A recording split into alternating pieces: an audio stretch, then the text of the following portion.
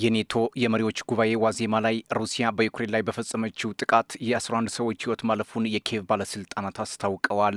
የዩክሬኑ ፕሬዝዳንት ቮሎዲሚር ዜሌንስኪ ከአሜሪካው ፕሬዝዳንት ዶናልድ ትራምፕ ጋር ከመገናኘታቸው አስቀድሞ ጥቃት ሊፈጸም እንደሚችል አስጠንቅቀው ነበር።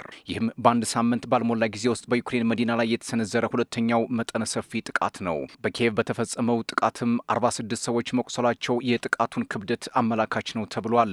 በኪየቭ ዙሪያ ባሉ ግዛቶች ተጨማሪ የአንድ ሕይወት ሲያልፍ ሌሎች 10 ሰዎች መቁሰላቸውም ተሰምቷል። በተለያዩ ግዛቶች የሚደረገው የሩሲያ ዘመቻም ከቅርብ ቀናት ወዲህ እጅግ አስፈሪ ነውም ተብሏል። ሩሲያም 68 ሚሳኤሎችንና 351 የሰው አልባ አውሮፕላኖችን መተኮሷንም ዘኬቭ ኢንዲፔንደንት ነው እያስነበበው። በመላው ዩክሬን የአየር ጥቃት ማስጠንቀቂያ ደወል በተሰማበት ወቅት በሺዎች የሚቆጠሩ ነዋሪዎች ወደ መሬት በታች መሸሸጊያዎች እንዲገቡ ተደርገዋል።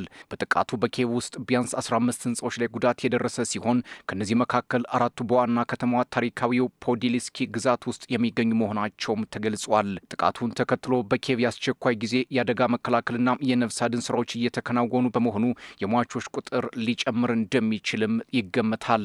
የዩክሬኑ ፕሬዝዳንት ቮሎዲሚር ዜሌንስኪ ባደረጉት ንግግር በዚህ ሳምንት በቱርክ ከሚካሄደው የኔቶ የመሪዎች ጉባኤ አስቀድሞ ሌላም የሩሲያ ጥቃት ሊሰነዘር እንደሚችል ቀድመው አስጠንቅቀው ነበር።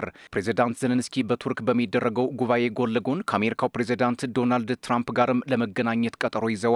ዩክሬን የሩሲያን የጦርነት አቅም ለማዳከም ጥቃቶቿን በሩሲያ የኃይልና ኤነርጂ መሰረተ ልማቶች ላይ ያነጣጥራለች። በክሬሚያ የጥቁር ባህር ወደብ በሆነችውና በሩሲያ ቁጥጥር ስር በምትገኘው በሴቫስቶፖል አቅራቢያ በሚገኝ የኃይል መሰረተ ልማት ላይ በተሰነዘረ ጥቃትም የሴቫስቶፖል ከተማም ያለ ኤሌክትሪክ ኃይል ቀርታለች ሲሉ የሩሲያ ባለስልጣናት ድርጊቱን አውግዘውታል። በሌላ በኩል የሩሲያ የመከላከያ ሚኒስቴር እንዳስታወቀው የሩሲያ የፓሲፊክ ፍሊት ወይንም የፓሲፊክ ውቅያኖስ የጦር መርከቦች ስብስብ ዓመታዊውን የጋራም የባህር ላይ ወታደራዊ ልምምድ ለማድረግ በቻይናዋ ኪንግዳዋ ወደብ ደርሰዋል። ሁለቱ የባህር ኃይሎች በወታደራዊ አውሮፕላኖች ታግዘው የፍለጋና የነፍስ አድን ስራዎችን፣ የባህር ሰርጓጅ መርከቦች መከላከያና የአየር መከላከያ ልምምዶችን እንዲሁም የጥቃት ተኩስ የጦር መሳሪያ ልምምዶችን እንደሚያካሂዱም ተሰምቷል።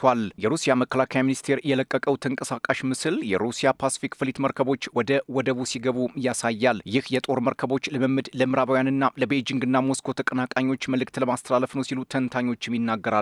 የቻይና ብሔራዊ መከላከያ ሚኒስቴር እንደገለጸው ይህ ወታደራዊ ልምምድ በሁለቱ ሀገራት መከላከያ ኃይሎች መካከል የተያዘው ዓመታዊ የትብብር እቅድ አካል ሲሆን ዓላማውም የጸጥታ ስጋቶችን በጋራ ለመፍታት እንዲሁም ቀጠናዊ ሰላምና መረጋጋትን ለማስጠበቅ ነው። ሚኒስቴሩ አክሎም ከልምምዱ ማጠናቀቅ በኋላ ከሁለቱም ወገኖች የተውጣጡ የተወሰኑ ኃይሎች በፓሲፊክ ውቅያኖስ ላይ የጋራ የባህር ላይ ቁጥጥር እንደሚያካሂዱም ይፋ አድርጓል። አራተኛ ዓመቱን ያስቆጠረው የሩሲያና ዩክሬን ጦርነት አሁንም እየተወሳሰበ ቀጥሏል። በተለይ የጦርነቱ ግንባር በስፋት በሚካሄድበት ምስራቃዊው ዩክሬን ከባድ ወታደራዊ ኪሳራ በሁለቱም ወገን መድረሱን የጦር ተንታኞች ይገልጻሉ። የዶንባስ ግዛት በርካታ አውደ ውጊያዎች የተደረጉበት እንደሆነ ይታወቃል። ዩክሬን በዚህ ሳምንት መጀመሪያ ላይ በሩሲያ እጅ ወድቃለች በምትባለው ቁልፍ የዶንባስ ምሽግ በሆነችው ኮንስታንቲኖቪካ በተደረገው ውጊያም የሞቱትን የዩክሬን ወታደሮች አስክሬን ለመቀበል ፈቃደኛ አለመሆኗን የሩሲያ መከላከያ ሚኒስቴር መግለጹ ዩክሬን አንዳች ኪሳራ እንደገጠማት አመላካች ነው አስብሏል። ሞስኮ የሟቾቹ አስክሬን ለቤተሰቦቻቸው ተሰጥቶ በተገቢ ሁኔታ እንዲቀበር ለማስቻል ሰብአዊነት የተሞላበት የተኩስ አቁም ለማድረግ ጥያቄ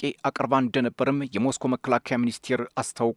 ነገር ግን ይህን የሩሲያን የተኩስ አቁም እቅድ እውነተኛነት ለማረጋገጥ ከኪየቭ ባለስልጣናት የተሰጠ አስተያየት የለም። አሁን ላይ የወጡ መረጃዎች እንደሚያሳዩት ደግሞ ዩክሬን ከባድ ያጸፋ ምላሽ መስጠቷን ነው። የሩሲያ መከላከያ ሚኒስቴር ባወጣው መግለጫ ዩክሬን መጠነ ሰፊ የድሮን ጥቃት ብትፈጽምም ማክሸፉን ነው የገለጸው። ዩክሬን 519 ሰው አልባ አውሮፕላኖችን በሩሲያ ሰማይ ስርም አዝንባለች። የሩሲያ መከላከያ ሚኒስቴር እንደገለጸው ወደ ሩሲያ የተተኮሱት ድሮኖች በኤሌክትሮኒክ መቃወሚያ ዘዴዎችና በአየር መከላከያ ስርዓቶች አማካኝነት ከ20 በላይ በሚሆኑ የሩሲያ ግዛቶች ውስጥ ተመተው እንዲወድቁና እንዲከሽፉ ተደርገዋል። ጥቃቱ ከተሰነዘረባቸውና ድሮኖቹ ከተመቱባቸው አካባቢዎች መካከል የሞስኮ፣ ሌኒንግራድ፣ ክራስኖዳር እና ቤልጎሮድ ግዛቶች፣ የሳማራና ቮልጎግራድ ክልሎች እንዲሁም በክሬሚያና በአዞቭ ባህር ላይ ያሉ የአየር ክልሎች እንደሚገኙበትም ታውቋል። ለዚህ ምላሽ የሚሆን ደግሞ የሩሲያ መከላከያ ሚኒስቴር የሀገሪቱ የጦር ኃይሎች በዩክሬን ግዛት ውስጥ በሚገኙ የወታደራዊ ኢላማዎች ላይ አዲስ መጠነ ሰፊ የሚሳኤልና የድሮን ጥቃት መፈጸማቸውን ይፋ አድርጓል።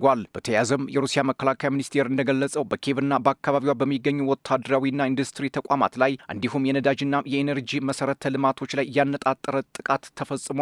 ሩሲያና ዩክሬን ባለፉት 24 ሰዓታት ብቻ በርካታ ሚሳኤሎችና ሰው አልባ አውሮፕላኖችን በመጠቀም አንዳቸው በአንዳቸው ላይ ጥቃት ማድረሳቸውን ቀጥለውበታል። ይህ ደግሞ ጦርነቱ ወደ አዲስ ምዕራፍ እየተሸጋገረ ስለመሆኑ አመላካች ነው ተብሏል።